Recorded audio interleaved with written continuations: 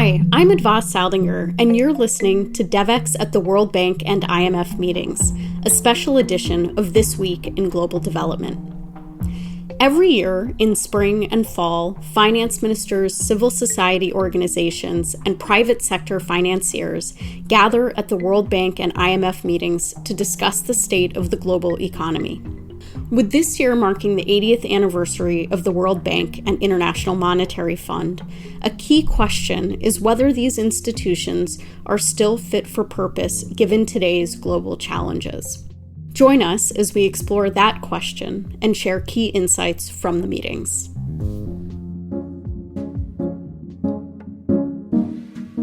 IDA, or the International Development Association, is the World Bank's fund for the poorest countries. It provides grants and low-cost loans that countries can use for a variety of needs, from health to education to infrastructure. This year, it is up for replenishment, and so the bank is going to donors to ask for a new influx of capital. 1.9 billion people live in countries that receive IDA funding. That includes 90% of people globally who are facing hunger and malnutrition. 1/3 of those IDA countries are poorer today than before the COVID-19 pandemic. Of the 75 IDA-eligible countries, 39 are in sub-Saharan Africa, and 33 are considered fragile and conflict-affected. World Bank President Ajay Banga has called for the biggest IDA replenishment ever, asking donors to increase their contributions by about 25%. The bank hopes to get between $28 and $30 billion from donors, which the bank could then leverage to add up to about $100 billion. But getting there could be hard, as donors face political and fiscal challenges at home. In this episode, we explore the IDA replenishment, what the fund does, and what is at stake.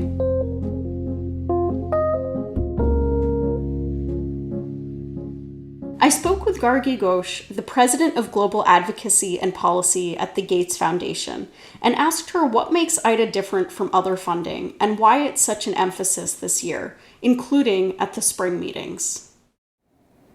What is really unique about IDA is how much countries feel this is their money. This isn't just about relying on a charity model, but actually a source of financing from the World's Bank that is their resourcing. And so there's a degree of ownership in the way I understand and observe IDA to be programmed that is really exciting.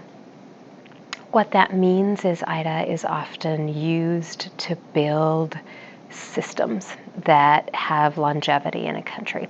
Just take the healthcare example where we work very deeply.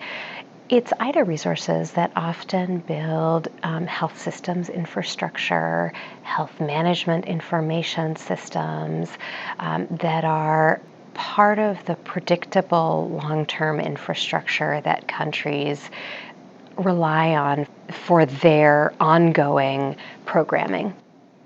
IDA has rarely been more needed as a source of financing for developing countries around the world. It also is a critical year because it's a year when we need to reverse actually a trend line of diminishing donor contributions to IDA. So this takes a minute to explain because when you look at the headline numbers, IDA has actually been going up over the past few replenishment cycles.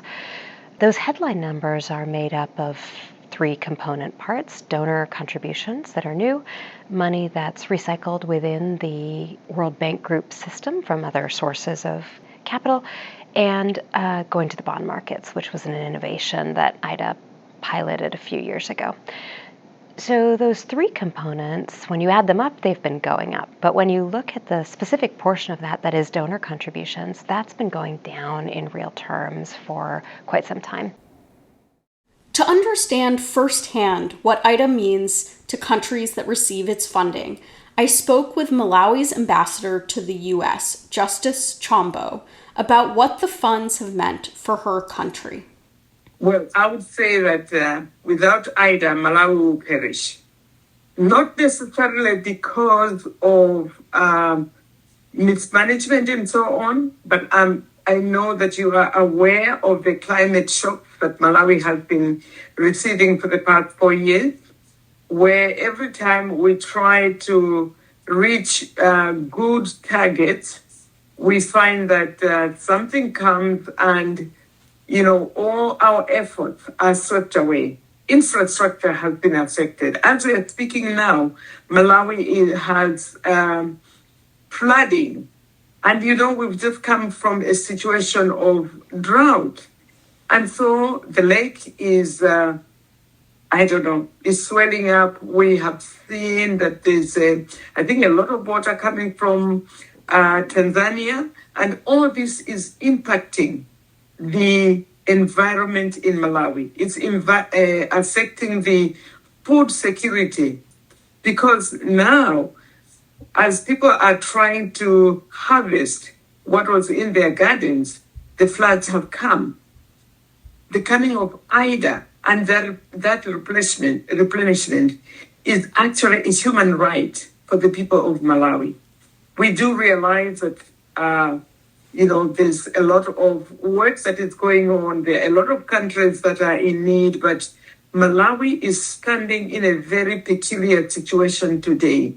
Through IDA, we've been doing irrigation and, helping people, funding construction, equipping health facilities, training healthcare workers, and implementing programs that combat malaria, HIV, maternal mortality, and all of that.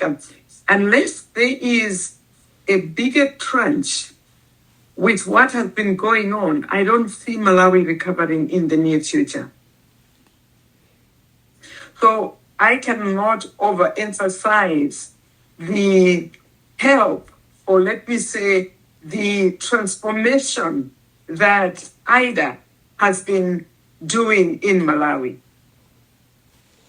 Yeah, and I guess, are there specific things that you want to see in terms of how IDA could change or be better in terms of being a funder or partner for Malawi in this replenishment? Because it's often also an opportunity to think about the institution itself and how it could evolve.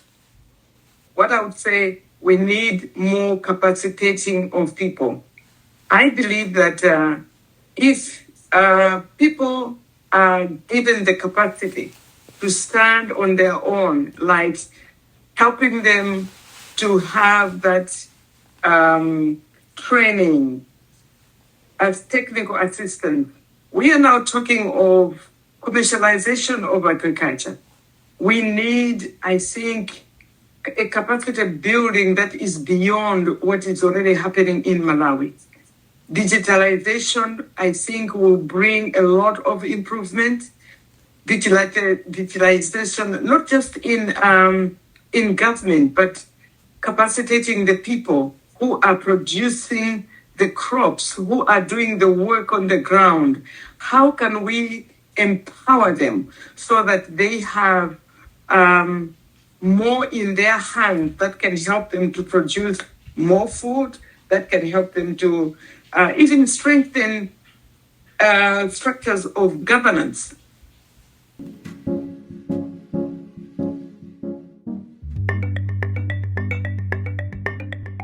Are you looking for the inside story on what's happening at organisations like the World Bank, USAID or the Gates Foundation? Then you need to be reading Devex Pro. I'm Jessica Abrahams and I'm the editor of Devex Pro. Pro is Devex's premium news subscription, where our expert reporters and analysts take you beyond the headlines, deep into the trends and institutions shaping the $200 billion aid industry. As well as all our news, you'll get access to conversations with global development leaders, resources to help you grow in your career, and a subscriber-only newsletter full of insider news and tidbits. See for yourself by getting a free trial today at devex.com/pro.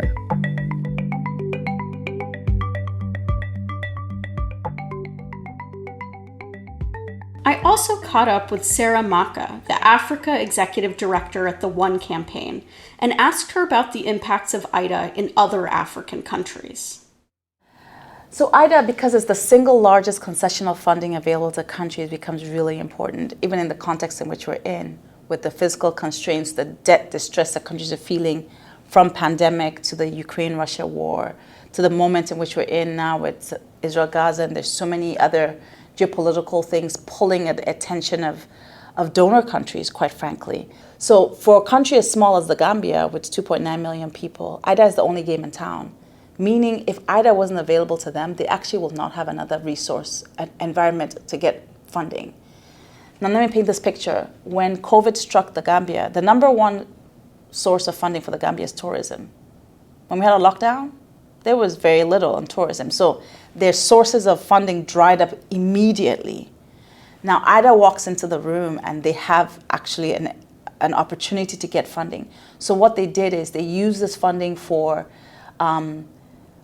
energy generation, and they started to build their infrastructure. So the interesting story from the Gambia is because they had some infrastructure in the cities, in the rural area, they didn't have as much infrastructure, using this IDA funds to build more infrastructure in the rural area. The rural area currently has more steady power than the urban area. So what is happening is people are moving to the rural area because power doesn't just mean a light bulb is on.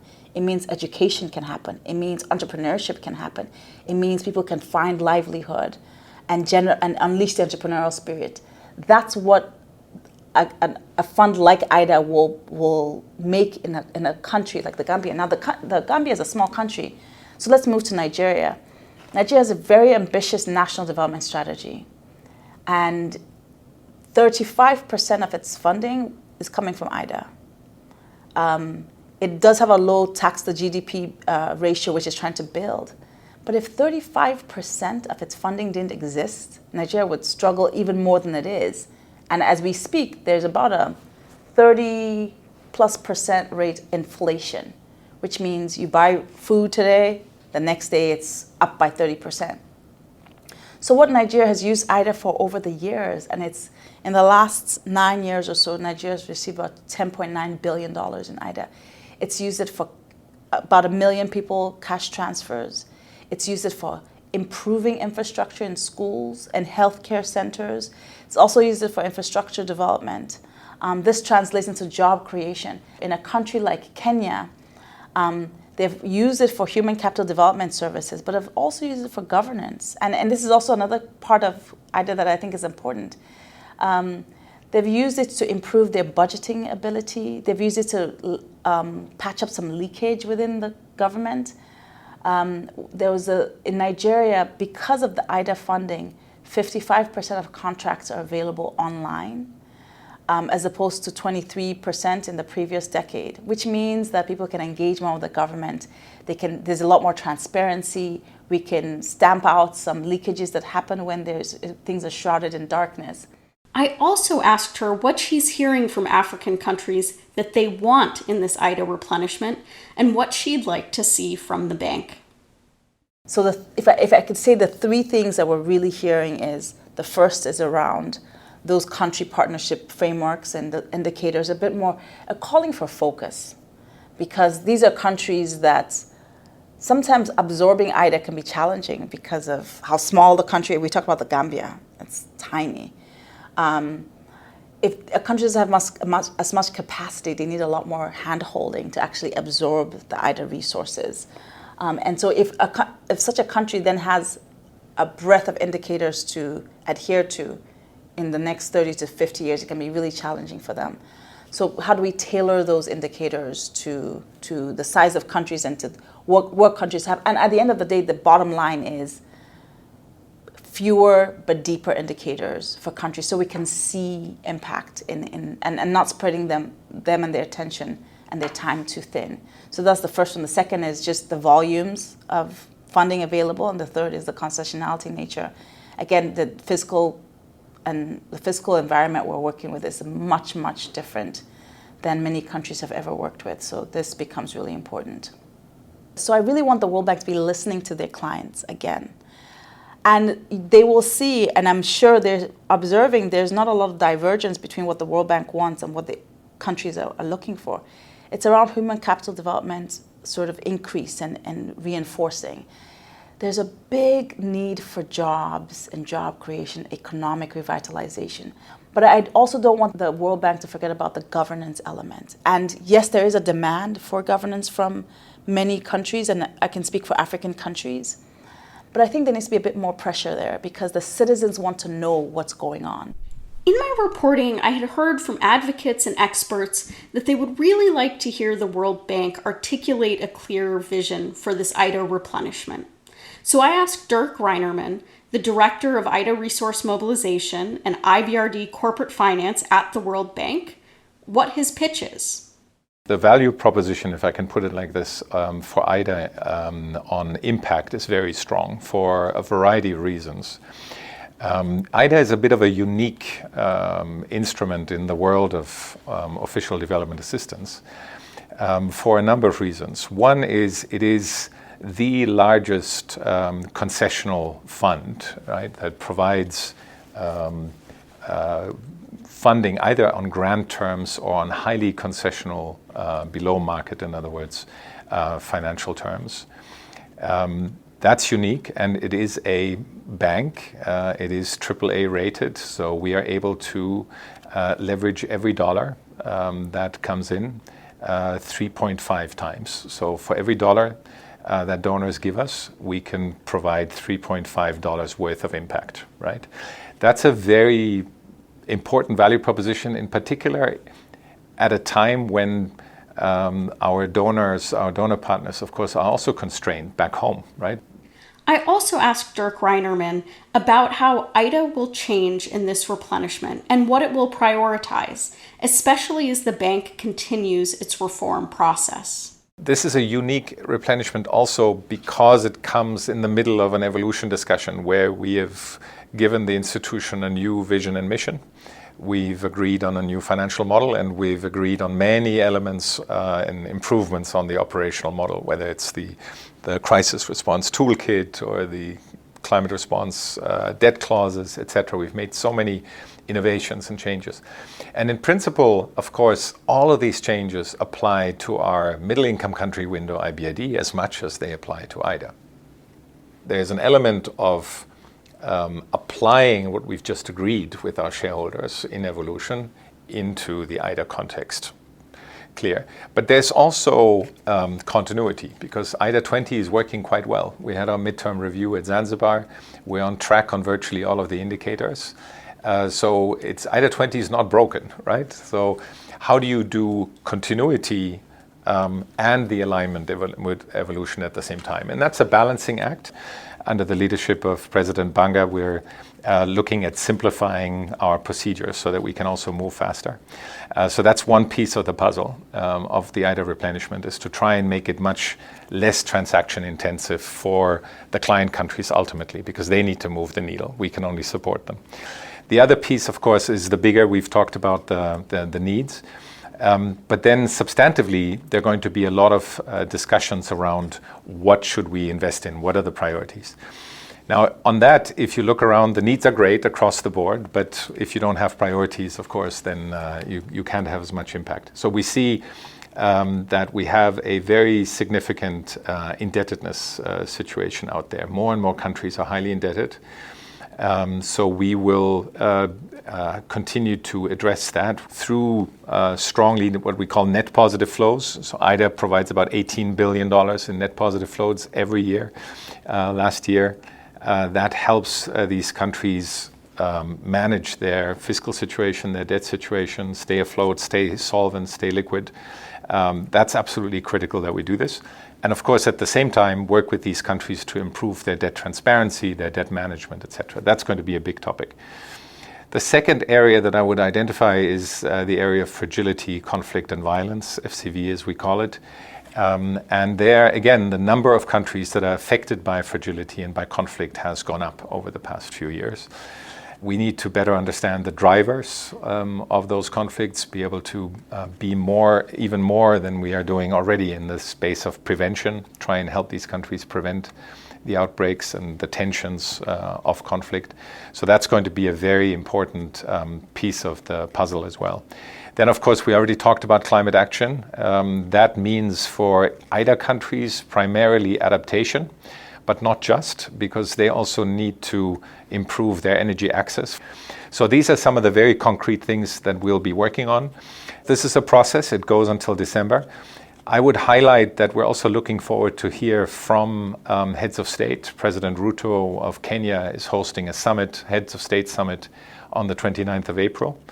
They're working very actively on this. And we will hear from the heads of state of Africa in this case, but also others will be invited. We'll hear directly from them what the needs are, and that will inform the package that we will put together. But I think the ones that I've mentioned, jobs, climate, fragility, debt, those are going to be the big headlines. Human capital, right? Education, health is going to be very important. Dirk Reinnerman acknowledged that it isn't an easy replenishment, and that while many donors have signaled support, the fiscal and political picture is challenging. Partly because of that challenge, there seems to be a bigger advocacy effort around replenishment this year. What is often a negotiation behind closed doors is much more public. I asked Garghee Ghosh about that and how the Gates Foundation is involved. We have the privilege of funding advocacy groups in this country and many countries around the world who have been very, very active on specific issues. IDA had really been a governmental negotiation, and still at its heart is. But in the conversations we were having leading up to this replenishment with the bank in shareholder markets, it really felt like this was a year where the fiscal, maybe the political situation was tough enough that we would need to do a little more explaining about why IDA mattered and why IDA was important. And so we did try to add our own voice and have also helped advocates add their voices to support IDA this year. We're in a very difficult fiscal time for many countries around the world. And so we are going to be trying to replenish IDA in a moment that is very tough for many donors. To me, we can ask all we want, but really proving that this is a source of financing that works and that is valued is going to be essential. When we talk with countries around the world, I'm always quite reassured how strong the support is for IDA as an efficient vehicle to fund development. So I think the starting point is there. I think most countries are waiting for that super compelling vision.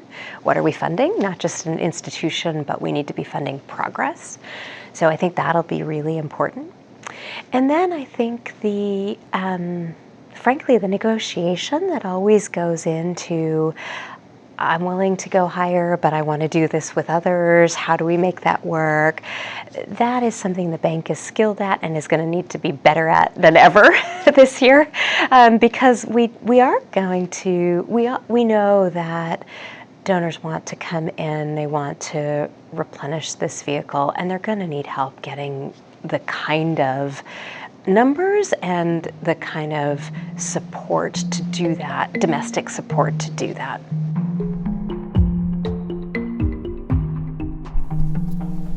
Thanks for listening to Devex at the World Bank and IMF meetings, a special edition of This Week in Global Development. If you enjoyed today's episode, please share it, or you can leave us a rating or review. We'd also love to hear from you if you have any feedback or want to get in touch. You can find me on social media at advasal or send an email to podcast@devex.com. Devex at the World Bank and IMF meetings is hosted by me, Advas Saldinger.